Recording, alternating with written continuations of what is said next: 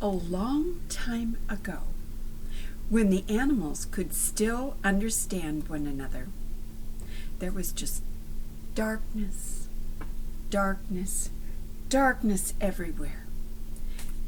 And because they could not see one another, the animals were always running into each other. Oh, get off my tail. So the animals decided to call a convention, and they all came together. And Rabbit said, "We've got to do something about this, and I have an idea.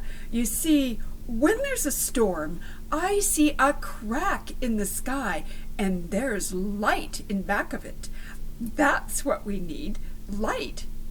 Someone just needs to go up there and get the light." But how would they do that? Who would go get the light? Coyote had another idea. "Well, I'll tell you, I have been to the edge of the world, and there's a great big lake of light there. I think someone should just go there and bring back some light." But who would go to the edge of the world? "Well, I could go," said Possum, and she set off at her rather slow pace. Puckada, puckada, puckada, and when she finally got to the edge of the world and the lake of light, she had never seen anything like it, because with the light there was color. Possum scooped up some of the light. How was she going to take it back to the other animals? Why, she needed all 4 of her legs to get back. Oh, she thought she would put it on her big bushy tail, and that's what she did. And then she set off to go back to the other animals with her puckada, puckada, puckada. But this is what Possum found out about the light, that it was really warm. It was like fire. And so the light burned all the hair off of Possum's tail. Oh, my beautiful bushy tail. Oh, now my tail is naked. And the light went out, and now there was just darkness everywhere. Who would go get the light?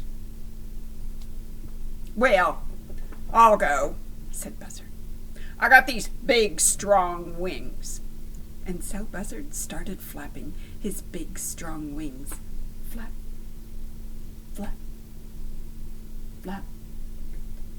And when he reached the edge of the world, he scooped up some of the light. But how was he going to take it back to the other animals? Well, Buzzard had this crown of beautiful feathers on top of his head, and he decided that's where he would carry the light, and he put it on top of his head. And then he started back for the other animals. Flop, flap, flap. But part way back, the light became so warm that it burned all the feathers off of Buzzard's head. "Ouch! Oh no, oh, my beautiful feathers!" And the light went out. Now, who would go get the light?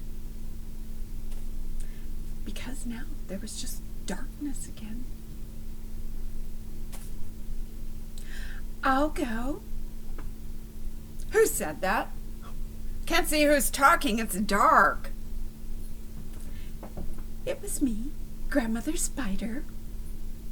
Oh, she's little, and she's old. She'll just lose her way. Well, it's true, I am small.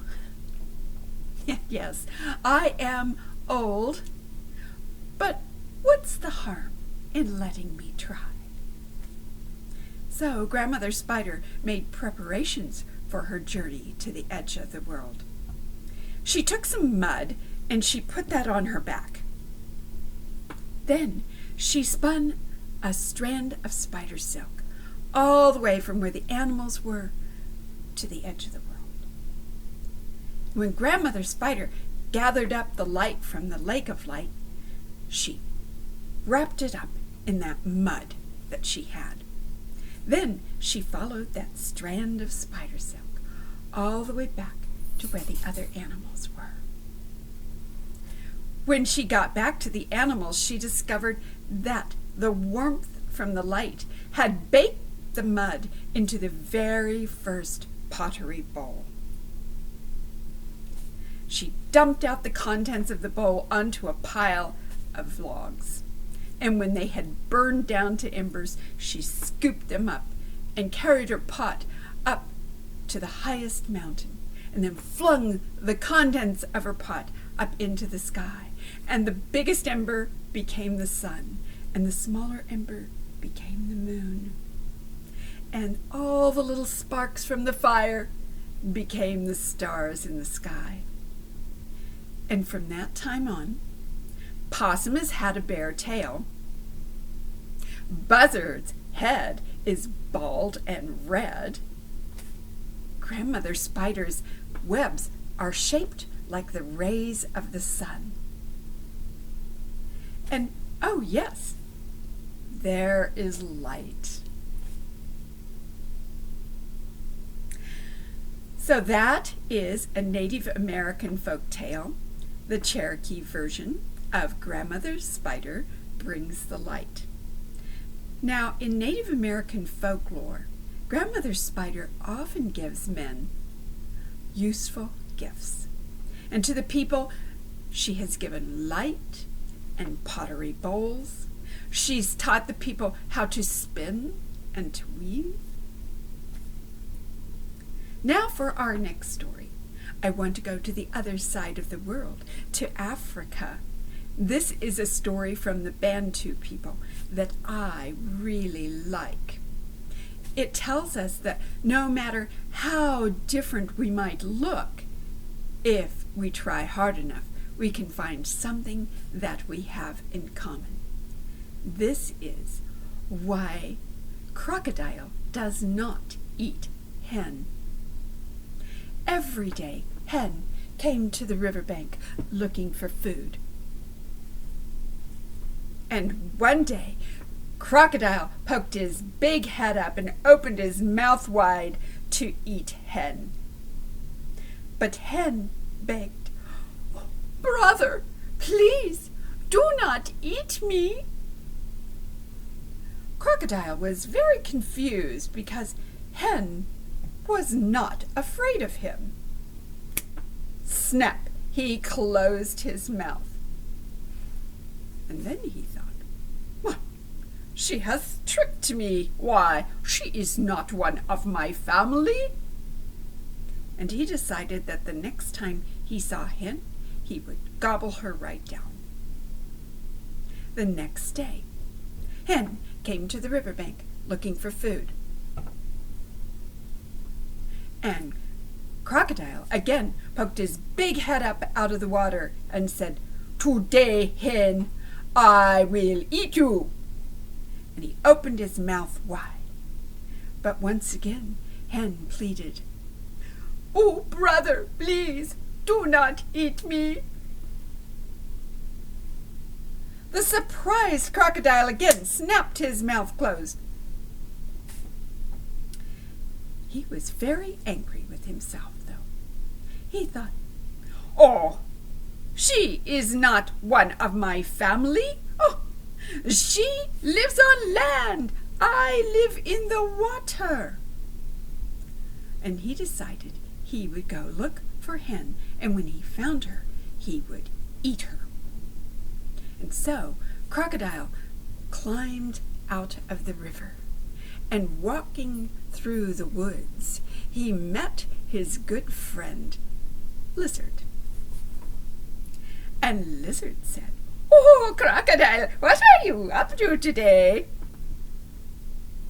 And Crocodile said, "Well, I'll tell you, I am looking for that so delicious looking hen, and when I find her, I am going to eat her. But first, can you tell me, why does she call me brother?" said Lizard. "I think I know." "Yes, you see, ducks lay eggs." "Yes. Turtles lay eggs." "Well, I lay eggs, and you lay eggs, and Will Hen lays eggs. So in that way, we are all sisters and brothers." "Ugh," grumbled Crocodile. "What a shame! That so delicious looking hen is my sister." But from that day on, Crocodile did not eat hen. So, for my last story today, I am taking you all the way around the world to old Japan. This is a Japanese folk tale called The Stonecutter. Once upon a time, in old Japan, there lived a stonecutter who every day went to the mountain with his chisel and his hammer and broke off large slabs of stone from the mountain. And he sold these stones for gravestones and to build houses. And the stonecutter loved his job. And he was very satisfied with his life, and he wanted nothing more. But one day, he delivered a stone to the home of a very rich man. And the stonecutter saw all the beautiful things that the rich man had. And the stonecutter said, "Oh, well, I wish I were a rich man." And the spirit of the mountain heard the stonecutter. And that night, when the stonecutter returned to his cottage, instead he saw a magnificent palace. That night he slept in a big bed with a gold canopy over it. And the next day his servants gave him breakfast in bed. And the stonecutter was very happy with his new life. But then he looked out the window of his palace, and in the street he saw a procession. A mighty king was being carried on a pedestal by his servants. And the stonecutter said, "Oh, I am a rich man, but that king is more powerful. I wish I were a king." And just like that, the stonecutter was robed in the finest silks, and he was being carried on a pedestal by his servants. And he was the most powerful king in the land. And the stonecutter loved his new life. But one day, when he was out walking through the royal gardens, he noticed that the flowers that he took such careful care of were all drooping from the heat of the sun. And the stonecutter said, "Well, I am a very powerful king, but yet the sun is more powerful than I am. I wish I were the sun." And just like that, the stonecutter became the sun. And the stonecutter shone his strong rays down on the earth, and he parched all the farmer's fields, and he dried up all the streams. And the stonecutter loved being the sun. But one day a cloud drifted over the face of the sun and blocked the rays of the sun from reaching the earth. And the stonecutter said, I am the powerful sun, but yet this cloud can block my rays?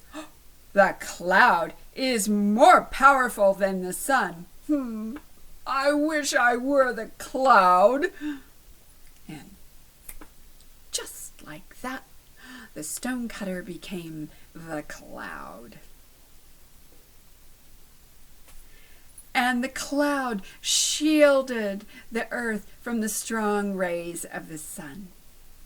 And the fields became green again, and the streams flowed again, and the flowers bloomed again. And the stonecutter loved being the cloud.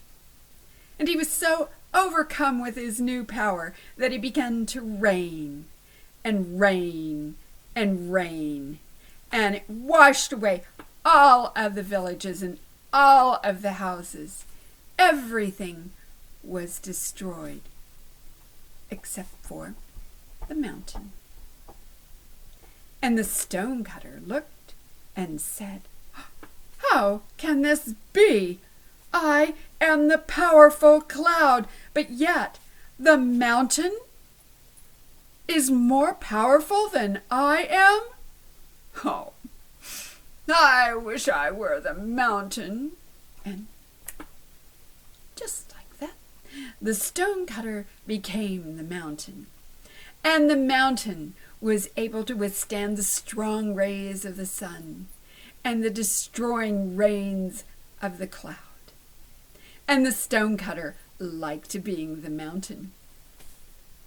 But one day, the stonecutter heard a sound.